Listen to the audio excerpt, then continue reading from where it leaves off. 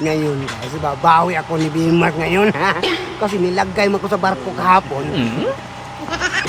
Bakit ako ito? Oh, buwag ka! Bakit ako nandito? Wala man akong pamasahe. Nanghiram ako doon. Para makauwi lang. Ngayon, makabawi na ako. Isakay ko din siya. Sa tarol din ba niya? Pagka, tarol na naman.